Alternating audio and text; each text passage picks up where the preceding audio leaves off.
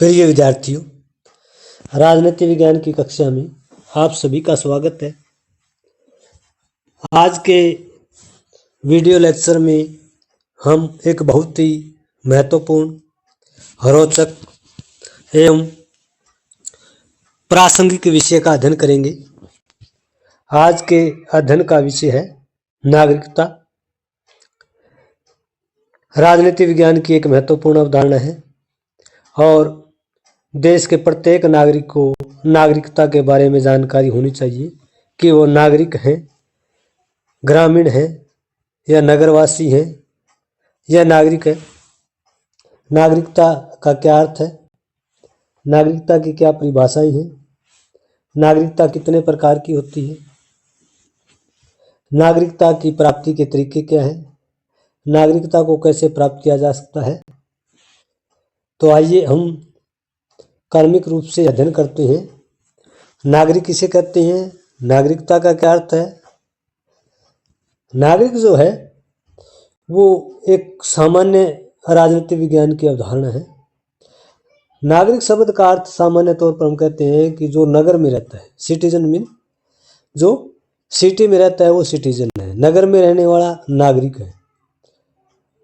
प्राचीन काल में इसको नगर राज्यों से जोड़ा जाता है। यूनान में छोटे छोटे नगर राज्य होते थे। यूनान में नहीं, विश्व के बहुत लगभग सभी जो राज्य है वो छोटे छोटे होते थे, थोड़ी सी जनसंख्या होती थी। इसलिए प्लेटो ने एक आदर्श राज्य की जनसंख्या 5040 बताई है, जो एक किसी गांव की जनसंख्या से भी काफ़ी कम है। तो प्राचीन काल में यूनान में छोटे छोटे नगर राज्य होते थे, इसी तरह से इटली में होते थे। और जो व्यक्ति राजनीतिक गतिविधियों में भाग लेते थे उनको नागरिक कहा जाता था। दासों व स्त्रियों को राजनीतिक गतिविधियों में भाग लेने का अधिकार नहीं था, इसलिए इनको नागरिक सुविधाएं प्राप्त नहीं थी। लेकिन वर्तमान समय में हम देखें तो नागरिकता का दायरा काफ़ी विस्तृत हो गया है। एक निश्चित भू क्षेत्र में रहने वाला कोई व्यक्ति जिसे उस राज्य द्वारा अधिकार दिए गए हैं, उसके कर्तव्य निश्चित किए गए हैं और उस व्यक्ति की उस राज्य में निष्ठा है, वह नागरिक है। नागरिक की परिभाषा के संबंध में प्रमुख राजनीतिक चिंतक वोटेल का कहना है कि नागरिक किसी राज्य का वो सदस्य है जो अपने कुछ कर्तव्य द्वारा राज्य के साथ जुड़े, यानी राज्य के साथ जुड़े हुए कर्तव्य के द्वारा, और उस राज्य की शक्ति के अधीन है। राज्य नियंत्रण करता है, राज्य शासन करता है, सरकार के नियमों से नागरिकों की पालना करवाई जाती है, साथ ही प्राप्त होने वाले लाभ में पूर्ण भागीदार है। यानी राज्य की जितनी सुविधाएं हैं, राज्य के जितने अधिकार हैं, उनका उपभोग करते हैं, ऐसे व्यक्तियों को नागरिक कहा जाता है। नागरिक भी दो प्रकार के होते हैं, एक जन्मजात नागरिक और दूसरा जो है राज्यकृत नागरिक। जन्मजात नागरिक वो नागरिक होते हैं जिनका जन्म जिस देश में हुआ है। जन्मजात नागरिक जिनका जन्म जिस देश में हुआ उस देश के नागरिक होते हैं, उन्हें विशेष अधिकार प्राप्त होते हैं। जैसे अमेरिका में अगर कोई व्यक्ति राष्ट्रपति बनना चाहता है तो वो व्यक्ति अमेरिका का जन्मजात नागरिक होना चाहिए, कोई विदेशी नागरिक नहीं होना चाहिए, किसी दूसरे देश में उसका जन्म नहीं होना चाहिए। राज्यकृत नागरिक वो हैं जो राज्य के द्वारा जिनको नागरिकता प्रदान की जाती है। यानी ऐसा व्यक्ति जो जन्म से किसी अन्य देश का नागरिक है परंतु वह किसी दूसरे देश के वैधानिक नियमों अथवा शर्तों को अपनाकर उसकी नागरिकता प्राप्त कर लेते हैं, उसे राज्यकृत नागरिक कहते हैं। यानी इंग्लैंड का, अमेरिका का, ऑस्ट्रेलिया कोई व्यक्ति लंबे समय से भारत में रह रहा है और भारतीय राज्य की जो वैधानिक शर्तें उनको पूरा करके भारत की नागरिकता प्राप्त कर लेता है, तो व्यक्ति भारत का राज्यकृत नागरिक है, न कि भारत का जन्मजात नागरिक। और हमारे माता पिता का, दादा दादी का भारत में जन्म हुआ तो स्वभावतः हम भारत के जन्मजात नागरिक हैं। नागरिकता के विषय में कुछ प्रमुख विद्वानों की परिभाषाओं का हम अध्ययन करेंगे कि नागरिकता का राजनीतिक दृष्टिकोण से क्या अर्थ है। इस संबंध में प्रमुख राजनीतिक विद्वान गैटिल का मानना है, नागरिकता व्यक्ति की उस अवस्था को कहती है जिसके कारण वह अपने राज्य में राष्ट्रीय और राजनीतिक अधिकारों का प्रयोग कर सकता है और अपने दायित्वों को पालन करने के लिए तैयार हो। गैटिल के दृष्टिकोण में जो व्यक्ति जिस राज्य का नागरिक है वो उसके राष्ट्रीय अधिकारों का प्रयोग करता है, राजनीतिक अधिकारों का प्रयोग करता है और साथ ही उस राज्य द्वारा जो दायित्व और ड्यूटी निर्धारित की गई है उनका पालन करने के लिए तैयार हो। ऐसे व्यक्ति की जो राजनीतिक स्थिति है उसको उस राज्य की नागरिकता कहते हैं। इस संबंध में प्रमुख ब्रिटिश राजनीतिक विद्वान हेराल्ड लास्की का ही मानना है कि अपनी उलझी हुई बुद्धि को जनहित के लिए प्रयोग करना ही नागरिकता है। उलझी हुई बुद्धि का मतलब क्या है कि अपने विवेक के अनुसार जनता के हितों को ध्यान में रखते हुए कार्य करना, अपनी ड्यूटी का पालन करना लास्की के दृष्टिकोण में नागरिकता कहलाता है। नागरिकता के विषय में टी.एच. मार्शल का भी मानना है कि एक समाज की पूर्ण सदस्यता ही नागरिकता है। यानी समाज की पूर्ण सदस्यता कब मिलती है? जब राज्य द्वारा उसको सारी सुविधाएं प्रदान करती है। राज्य द्वारा सभी प्रकार की राजनीतिक और राष्ट्रीय सुविधाएं प्रदान की जाती है और वो व्यक्ति भी राज्य के प्रति निष्ठा रखता है, श्रद्धा रखता है, नागरिकों के कल्याण के लिए हमेशा समर्पित रहता है। ऐसे व्यक्ति की राजनीतिक स्थिति को नागरिकता कहा जाता है। नागरिकता की प्राप्ति के साधन दोनों ही प्रकार की जो नागरिकताएं हैं, चाहे वो जन्मजात नागरिकता हो या राज्यकृत नागरिकता हो, प्राप्ति के अलग अलग साधन हैं। पहला है जन्मजात नागरिकता। जन्मजात नागरिकता की प्राप्ति के साधन जो है वो सीमित है। इसमें दो ही साधन है, एक तो जन्म सिद्धांत है और दूसरा भूमि सिद्धांत है। जन्म सिद्धांत यानी जन्मजात नागरिकता हर व्यक्ति के रक्त संबंध पर आधारित है। जैसे बच्चों के पिता की नागरिकता भारत के किसी नागरिक का जो बच्चा जन्म से ही जर्मनी में जन्म लेता है तो बच्चा रक्त संबंध के आधार पर भारत का नागरिक होगा। यानी भारत के किसी भी नागरिक जो जन्म से जर्मनी में जन्म ले रहा है, भारत का कोई नागरिक है और जर्मनी में जाकर उसको बच्चा हो गया तो मूल रूप से उसके पिता की नागरिकता भारतीय है तो बच्चे की नागरिकता भारतीय होगी क्योंकि उसका पिता भारतीय है। तो ये जन्म संबंध सिद्धांत है, रक्त संबंध सिद्धांत है जन्मजात नागरिकता का। जन्मजात नागरिकता की प्राप्ति का दूसरा सिद्धांत जो है भूमि का सिद्धांत है। यानी भूमि धरती, जिस जगह पर जिस व्यक्ति का जन्म होता है वो उस देश का नागरिक होता है। जन्मजात नागरिकता का आधार रक्त संबंध के स्थान पर क्या होता है? भूमि सिद्धांत होता है। यानी जैसे बच्चे की नागरिकता उसी देश की होगी जिस देश की भूमि पर उस बच्चे ने जन्म लिया है। जैसे जर्मनी का कोई बच्चा भारत की भूमि पर जन्म लेता है तो भारत का नागरिक होगा। इस प्रकार से जो व्यक्ति जहाँ जन्म लेता है वो उस व्यक्ति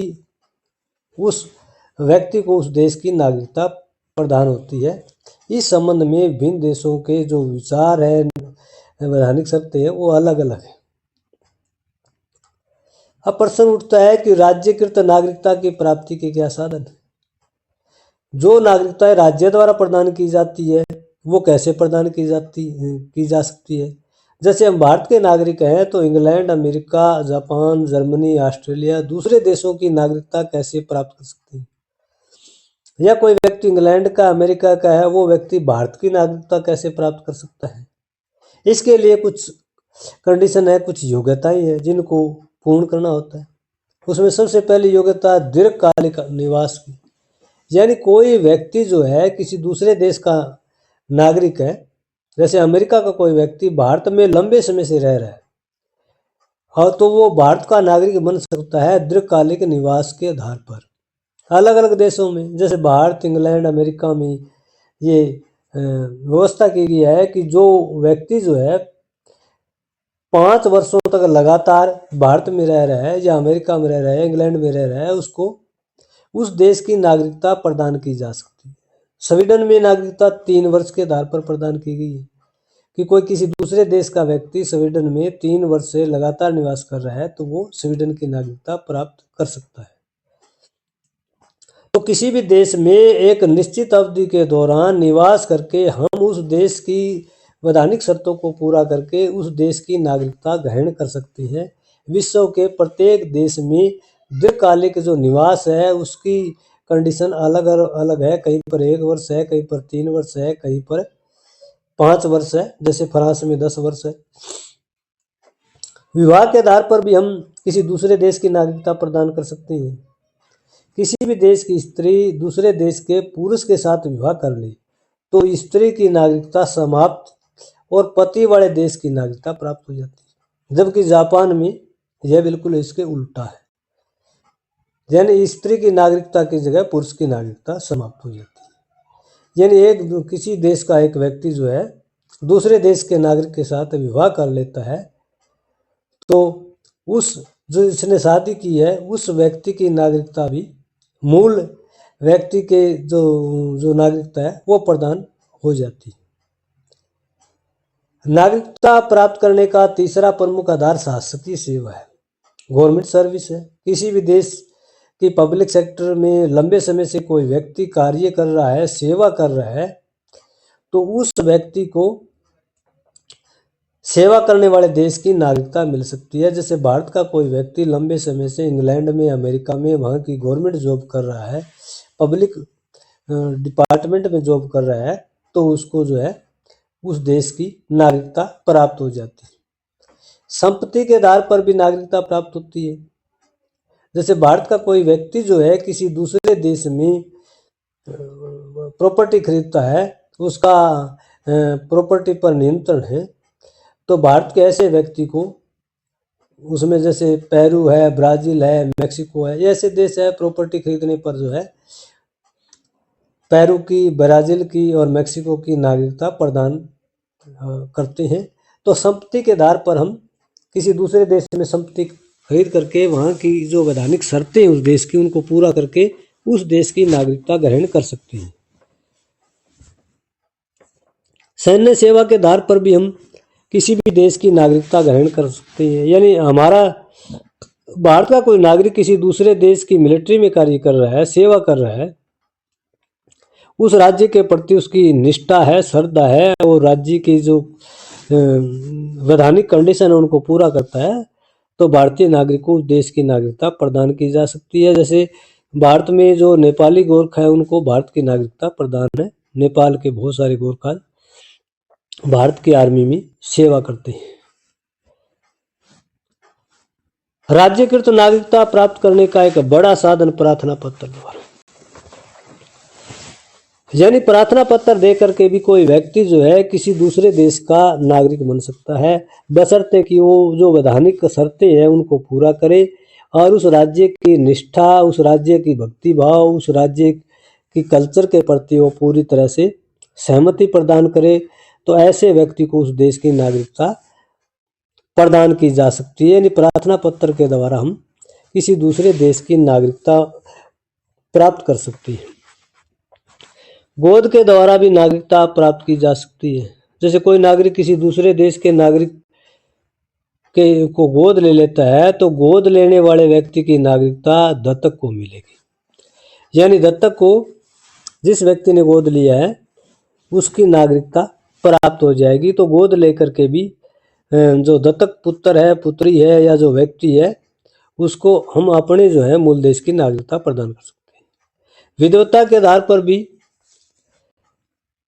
बहुत सारे ऐसे राज्य हैं जो विद्वानों को विशेष प्रकार से छूट देते हैं, रियायत देते हैं, उसके आधार पर वो नागरिकता प्रदान करती है। जैसे फ्रांस में कोई व्यक्ति अगर 10 वर्ष तक लगातार निवास करता है तो उसको नागरिकता प्रदान की जाती है, लेकिन वही व्यक्ति अगर बहुत उच्च कोटि का विद्वान है तो उसे 1 वर्ष में फ्रांस की नागरिकता मिल सकती है।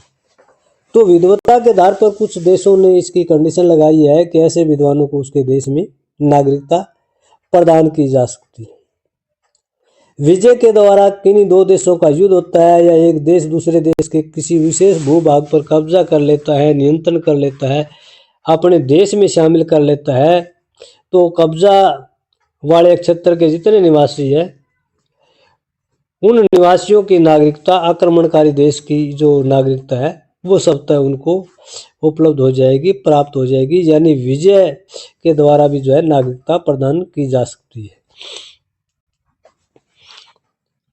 नागरिकता जो राज्यकृत नागरिकता है उसको प्राप्त करने का तरीका जैसे अवैध बच्चे हैं, जैसे किसी देश का पुरुष दूसरे देश की महिला के साथ अवैध संबंध होने पर अगर वो शादी कर लेता है, फिर उनसे जो बच्चे पैदा होंगे उन बच्चों को पिता के देश की नागरिकता प्राप्त होगी। तो ये भी नागरिकता प्राप्त करने का एक तरीका है, नागरिकता प्राप्त करने का साधन है। या कोई व्यक्ति दूसरे देश में जाकर के उस देश की महिला से शादी कर लेता है तो उसका निवास प्रमाण पत्र बनता है, तो कुछ समय के बाद वैधानिक प्रक्रिया पूरी करके उस पुरुष को उस महिला वाले देश की जो है नागरिकता प्राप्त हो जाती है। तो ये नागरिकता प्राप्ति का एक बड़ा साधन है।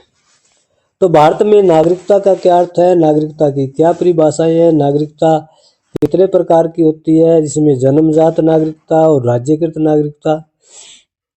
यानी एक तो हमारा जन्म से, स्वभाव से, रक्त संबंधों से जैसे हम भारत के नागरिक हैं, दूसरा हम किसी दूसरे देश में जाकर के वहाँ के नियमों, वहाँ के कानूनों, वहाँ की राजनीतिक व्यवस्थाएं, राजनीतिक संस्कृति को आत्मसात करते हैं या वहाँ के नियमों का फॉलो करते हैं, तो ऐसे राज्यों की भी नागरिकता प्राप्त की जा सकती है।